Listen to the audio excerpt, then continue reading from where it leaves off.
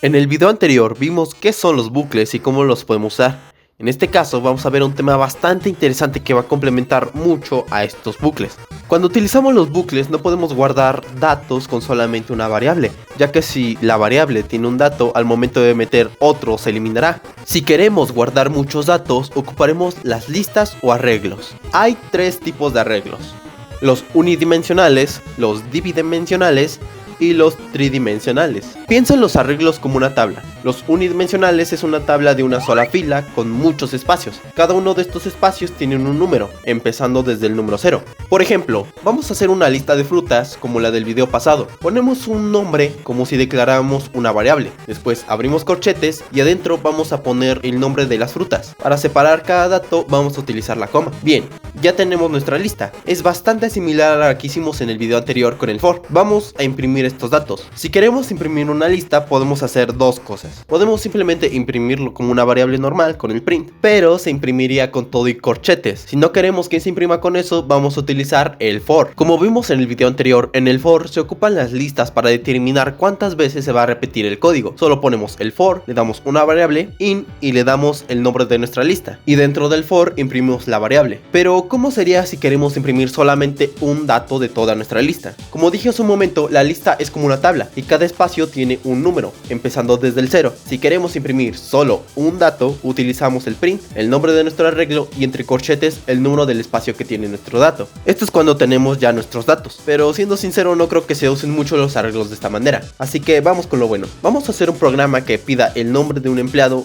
o la palabra fin. Si le damos un nombre de un empleado, el programa lo guardará en un arreglo y volverá a hacer la petición. Si el usuario escribe fin, imprimirá todos los nombres de los empleados escritos anteriormente en la lista. Primero vamos a declarar el arreglo. Como no sabemos cuáles son los datos que va a tener el arreglo dentro, lo dejamos vacío. Ahora vamos a pedir el dato y lo guardamos en su variable.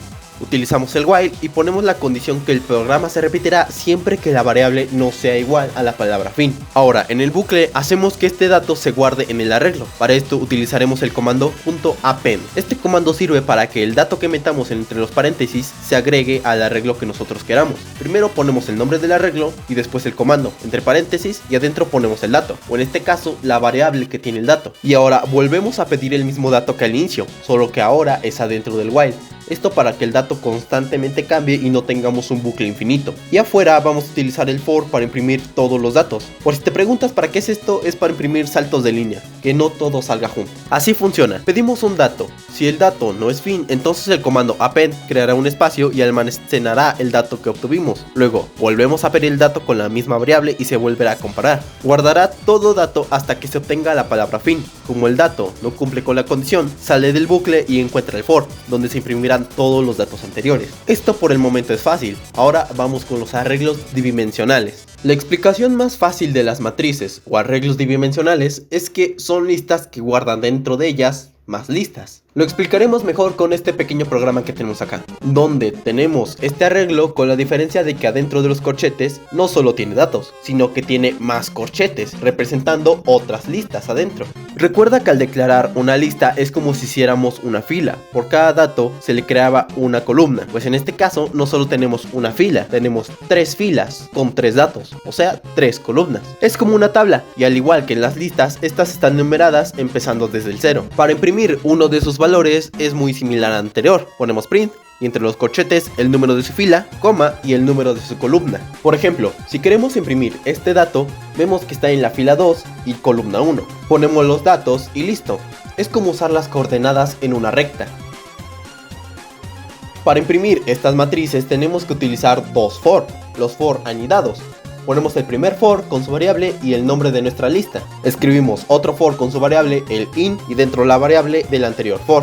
Y ya dentro de este imprimimos los datos. El primer for tomará toda la matriz y lo separará en filas. En este caso, como tenemos 3 filas, va a dar 3 vueltas. Y la fila que tenga se le va a dar a su variable. El segundo for tomará la fila que guardó el primer for en su variable y la separará por datos. Y como tenemos 3 datos, va a dar 3 vueltas. Cuando termine de dar sus 3 vueltas, regresará al primer for y este pasará a la segunda fila. Y volvemos a entrar al segundo for. Es un poquito complicado de entender. Y como dijimos, esta es una lista de listas. Para meter datos utilizaremos el mismo comando de append, print, pero en vez de poner solo un dato, meteremos una lista completa. Y listo, tenemos las listas bidimensionales. Y por último, los arreglos tridimensionales. Estas no son muy comunes, prácticamente es una lista que tiene listas dentro de otras listas. Es mucho más complicado y su uso es muy específico. El ejemplo más común de su uso es en las imágenes y videos. Para terminar, veremos los diccionarios. Estos son como arreglos unidimensionales, pero en vez de que se enumere con números desde el 0, nosotros les vamos a dar un nombre propio por cada dato que tiene. Por ejemplo, vamos a hacer un diccionario de un estudiante, donde vamos a meter nombre,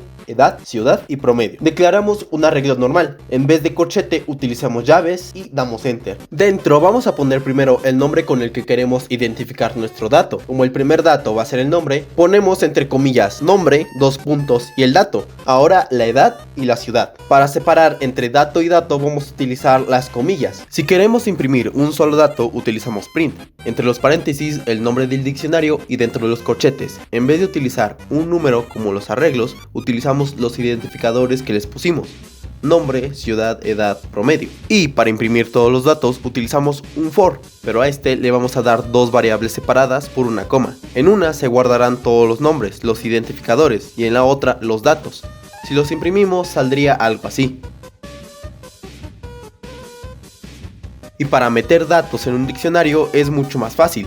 Por ejemplo, le quitamos a este diccionario la ciudad. Para ingresar este dato desde afuera, ponemos el nombre del diccionario, entre corchetes el identificador que queremos ponerle, afuera de los corchetes un igual y el dato que le vamos a dar. Esto obviamente funciona también con variables, solo asegúrate de que el identificador siempre tenga comillas, o sea que sea un tipo string, por si utilizas el input con un diccionario. Y listo. De verdad espero que sí se haya comprendido este tema porque es un poco complicado. En el siguiente video veremos un comando para que un código completo se guarde y se pueda ejecutar bajo un solo nombre. Así que te veo ahí.